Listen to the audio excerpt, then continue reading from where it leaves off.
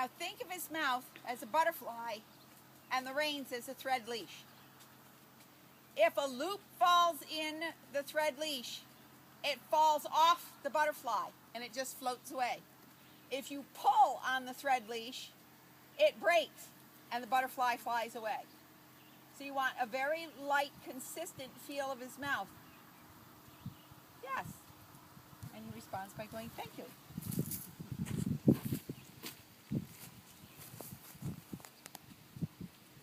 And now turn and come straight across to E. Inside leg bends him, outside leg and rein push him around the turn. But the inside rein needs to be short enough you can ask him to bend and look a little bit to the left also. Yes. Hands close together, thumbs the highest point. Yes. There we go. And breathe. Sit on the back part of your seat.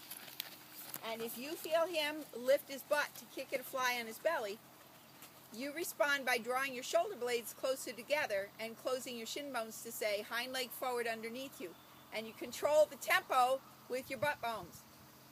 Now you're starting to reach up and pinch with your knee and thigh. It's pulling your lower leg forward. There we go. Loosen up your thigh and let your knee down. Good.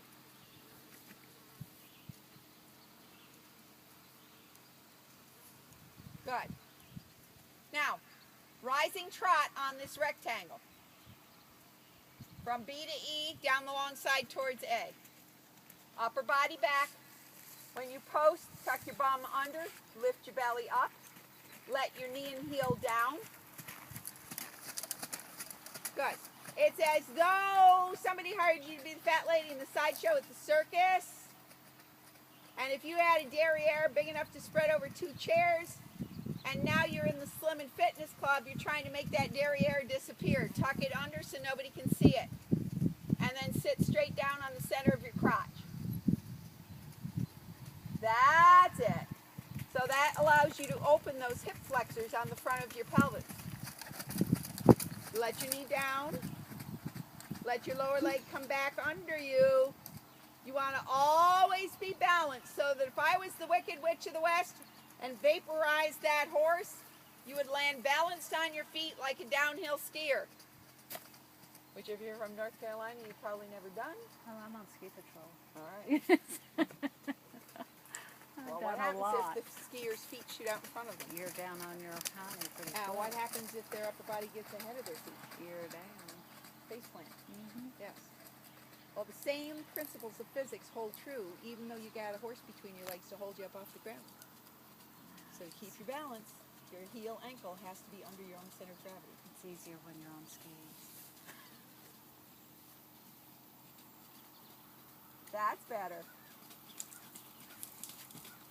That's better. Good. And if you remember, each time the horse boosts you out of the saddle, and that's his job. It's not your job to jump up in the air. It's your job to absorb the pressure from his hind feet against the ground. Each time he boosts you up and you make that derriere disappear and you lift your abs to make a place for derriere to go, also release your knee and thigh and let your knees go down towards your toes. That will allow you to stay closer to the saddle and post softer and stay in sync with the horse. On your downstroke,